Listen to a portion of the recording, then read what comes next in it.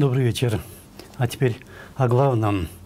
Премьер-министр Куатбек Борону во время вчерашнего брифинга, рассказывая про работу правительств по противодействию эпидемии ковида, а также о цифровизации работы правительственных структур и местных органов власти, что можно считать положительным влиянием коронавируса на кыргызскую жизнь, коснулся и вопроса повышения доверия населения к правительству.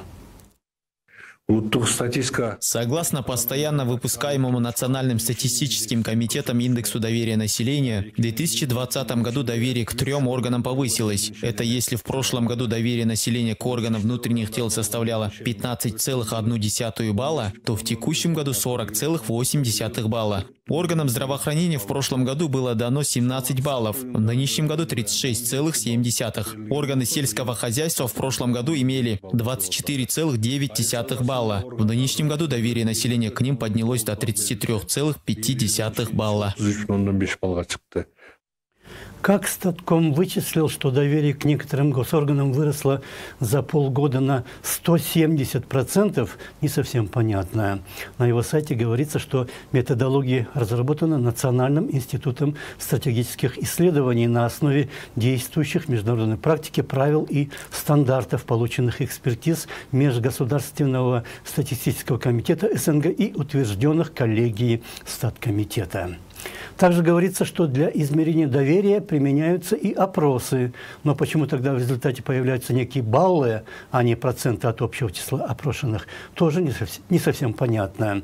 Как будто это просто некоторые люди в местных органах власти или еще где-то выставляют оценки в каких-то рассылаемых правительством или отдельными ведомствами анкетах. Однако это, наверное, не население и не опрос, если это так. При опросах состав опрошенных, во-первых, должен быть случайным, чтобы в него не попадали заинтересованные лица. А во-вторых, процентный состав опрошенных должен точно соответствовать общему составу населения страны.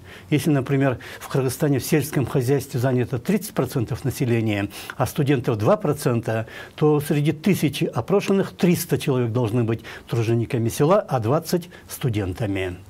Но сейчас любое новостное агентство или даже любой интернет-сайт может провести свой опрос. Такие функции заранее заложены в их функциональные возможности. Однако, если 70% читателей какого-либо агентства любят или ненавидят какого-то министра, это еще не значит, что 70% населения страны тоже его любят или ненавидят. Может быть, этот сайт читают одни студенты, а этот министр не повышает им стипендии. Или наоборот.